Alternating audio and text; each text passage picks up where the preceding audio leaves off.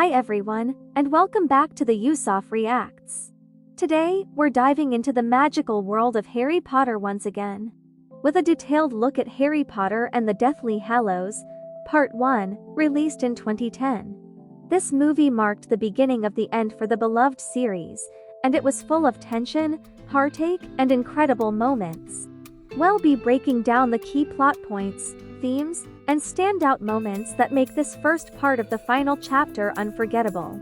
So grab your wands and let's get started. Before we jump into the plot, let's quickly recap. By the time we reach Deathly Hallows, Part 1, Harry, Ron, and Hermione have already faced countless challenges. From the Triwizard Tournament to the tragedy at the Ministry of Magic, Voldemort's return is no longer a secret, and the wizarding world is in chaos. With Dumbledore gone, Harry and his friends are left to continue his mission, to find and destroy Voldemort's Horcruxes. This film is much darker and more intense than any of the previous ones, marking a significant shift in tone as we move closer to the ultimate showdown between good and evil. Now, let's talk about the plot. The movie begins with the trio on the run from the Death Eaters, abandoning their lives as students and embarking on a perilous mission to destroy Horcruxes. One of the most intense sequences is the escape from Privet Drive, where multiple members of the Order of the Phoenix take on Harry's appearance to protect him from the Death Eaters. This scene sets the tone for the movie: fast-paced, dangerous, and filled with risk. As the trio goes on the run, they face new challenges, including an infiltration of the Ministry of Magic. It's one of the standout sequences in the film, with clever disguises, mounting tension, and a bold escape. But then, the film takes a slower, more introspective turn. Much of the movie focuses on the trio's time in the wilderness, searching for Horcruxes and struggling with the immense pressure they're under. There's friction between Harry, Ron, and Hermione, and we really feel the weight of their task. This movie is a sharp departure from the more whimsical tones of the earlier films. The themes of fear, sacrifice, and trust take center stage, reflecting the high stakes of their mission. The Deathly Hallows, Part 1 dives deep into the toll this journey is taking on the characters, especially the effect the Horcrux has on Ron, causing deep tension between the trio. There's a sense of isolation throughout the film, with much of it taking place in remote, lonely locations. The tone is darker and more somber, as our heroes are forced to reckon with their doubts, fears, and the growing power of Voldemort. One of the key revelations in the film is the introduction of the Deathly Hallows. We're introduced to the legend through a beautifully animated sequence that explains the significance of the Elder Wand, the Resurrection Stone, and the Invisibility Cloak. This mythology adds another layer of depth to the story, as Harry realizes that his journey isn't just about the Horcrux, it's also tied to these ancient magical artifacts. The Hallows represent power, life, and death, and the choices the characters make around them will define the rest of their journey. Now let's talk about some of the standout moments of the movie. First, we can't ignore the heartbreaking death of Dobby. His sacrifice in rescuing Harry and his friends from Malfoy Manor is one of the most emotional moments in the entire series. The destruction of the Locket Horcrux is another key scene. It's a moment of triumph, but also reveals the deep fears and insecurities of the trio. The imagery is dark and powerful, and it emphasizes the personal struggles each character is going through. And finally, we end the movie with Voldemort's triumph as he takes the Elder Wand from Dumbledore's tomb. It's a chilling moment, setting the stage for the final battle in Part 2. As Harry, Ron, and Hermione race against time and evil to destroy the Horcruxes, they uncover the existence of the three most powerful objects in the wizarding world, the Deathly Hallows. Voldemort's Ralph Fiennes' power is growing stronger. He now has control over the Ministry of Magic and Hogwarts. Harry Daniel Radcliffe, Ron Rupert Grint, and Hermione Emma Watson decide to finish Dumbledore's Sir Michael Gambon's work and find the rest of the Horcruxes to defeat the Dark Lord. But little hope remains for the trio and the rest of the wizarding world, so everything they do must go as planned. The Minister of Magic, Rufus Scrimgeour, addresses the wizarding media, stating that the ministry would remain strong even as Lord Voldemort gains strength. Severus Snape arrives at Malfoy Manor to inform Lord Voldemort and his Death Eaters of Harry's impending departure from Number 4 Privet Drive. Voldemort commandeers Lucius Malfoy's wand, as Voldemort's own wand cannot be used to kill Harry, because the wands are twins. Snape informs Voldemort that once Harry reaches the safe house, it will be impractical to attack and then kill him. So the attack needs to happen before Harry is transferred to the safe house of the Order of the Phoenix. Meanwhile, the Order of the Phoenix gather at Privet Drive and escort Harry to safety, using Polyjuice Potion to create 6 decoy Harrys out of everyone else. During their flight to the Weasley family home at the Burrow, all are ambushed by Death Eaters, who kill Mad Eye Moody and Harry's owl, Hedwig, injure George Weasley, and knock out Hagrid, which forces Harry to take over and drive his flying motorcycle while fighting Voldemort, destroying some power lines that causes a blackout to the city.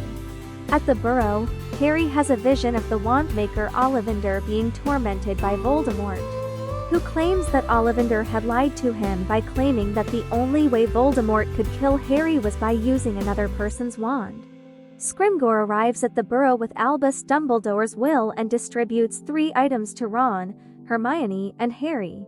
Ron receives Dumbledore's Deluminator, Hermione a copy of the Tales of Beedle the Bard, and Harry the first golden snitch that he ever caught in a Quidditch match. Scrimgeour reveals that Harry was also bequeathed the sword of Godric Gryffindor, but the minister states that the sword was not Dumbledore's to pass on and, in any case, is missing. Next, the Death Eaters take control of the ministry and assassinate Scrimgeour to begin persecuting Muggle-born witches and wizards. They disrupt the wedding of Bill Weasley and Fleur Delacour. Harry, Hermione, and Ron separate to London and find sanctuary at number 12 Grimmauld Place, the HQ of the Order of the Phoenix. There they discover that the R.A.B. from the false Horcrux locket is Regulus Arcturus Black, the younger brother of Sirius Black. From Creature, the Black's house elf, they learn that Mundungus Fletcher stole the real locket. Creature and Dobby apprehend Fletcher, who reveals that the locket is in the possession of Dolores Umbridge. Under the disguise of Polyjuice Potion, the trio infiltrate the ministry and successfully retrieve the locket. The trio escape into the wilderness after accidentally revealing the location of 12 Grimmauld Place to Yaxley, a Death Eater. Unable to destroy the Horcrux, they take turns wearing it to dilute its malignant power. Harry sees a vision of Voldemort interrogating Grigorovich, a renowned wandmaker, who claims that a teenage boy had once stolen the legendary Elder Wand from his shop. While Ron wears the locket, he is overcome by his negative feelings and after arguing with Harry, he leaves.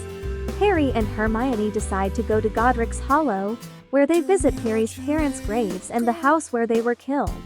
They also visit the home of Bathilda Bagshot, who may have the Sword of Gryffindor, which they believe can destroy Horcruxes. Hermione believes that Dumbledore left Harry the sword as he knew that it was the only way to destroy Horcruxes in addition to the poisoned fangs of the basilisk. However, they are instead cornered by Voldemort's snake, Nagini, who had been possessing Bathilda's corpse. Hermione accidentally breaks Harry's wand as they escape into the Forest of Dean, where Hermione identifies the mysterious thief, the teenage boy who stole the Elder Wand seen in Harry's vision as Gellert Grindelwald. When evening falls, Harry sees a Patronus in the form of a doe, which leads him to a frozen pond. Gryffindor's sword lies beneath the pond's ice. Harry breaks the ice and jumps in to reach the sword. The locket around his neck attempts to strangle him, but Ron arrives to rescue Harry. Ron destroys the locket with the Sword of Gryffindor. The trio then visits Xenophilius Lovegood to learn about a symbol seen several times on their journey. They had seen the symbol on Lovegood when he had to visit Harry during Bill Weasley's wedding at the Burrows. He tells them that the symbol represents the Deathly Hallows, the Elder Wand, the Resurrection Stone, and the Cloak of Invisibility. Once upon a time, 3 brothers journeyed and came across a river. Using magic, they fashioned a bridge to cross it, But Death appeared and felt cheated as people would drown trying to cross the river. Death acts cunning and awards each magician a gift. The first asks for the most powerful wand and get the Elder Wand. The second asks for the power to resurrect the dead and gets the Philosopher's Stone, and the third asks for a way not to be followed by death and gets his invisibility cloak. The first magician is killed that night by another man when he brags about his new powerful wand. The second magician kills himself when he tries to resurrect his dead girlfriend and fails. The third magician is safe from death for many years till his old age when he passes the cloak to his son and greets death like an old friend. Lovegood betrays them to the Death Eaters in an effort to have his kidnapped daughter return. Harry has a vision of Voldemort learning from Grindelwald that the Elder Wand lies with Dumbledore in his grave. The trio escape into the wilderness once more, but Snatchers appear and chase them. They are captured and taken to Malfoy Manor. Bellatrix Lestrange imprisons Harry and Ron in a cellar in which they discover Luna, Ollivander, and Griphook the Goblin. Bellatrix tortures Hermione for information on how they got the Sword of Gryffindor. After Dobby disapparates to save them, a short battle ensues, and Harry duels and disarms Draco. Dobby is killed by Bellatrix right after he helps Harry and the other captives escape. Meanwhile, Voldemort breaks into Dumbledore's tomb and takes the Elder Wand. Harry Potter and the Deathly Hallows, Part 1 is a different kind of Harry Potter film. It's slower, more contemplative, and focuses heavily on the psychological toll this war is taking on Harry, Ron, and Hermione. While some fans were divided on its pacing, this movie was essential in setting up the epic conclusion we'd see in Part 2. If you're a fan of deeper character moments, dark atmosphere, and high emotional stakes, this film is a powerful chapter in the series. Thanks for watching. What did you think of Harry Potter and the Deathly Hallows, Part 1? Do you prefer the slower, character-driven story, or were you more excited for the action-packed conclusion in Part 2? Let me know in the comments, and don't forget to like and subscribe for more movie breakdowns and reviews. See you next time, and as always, mischief managed.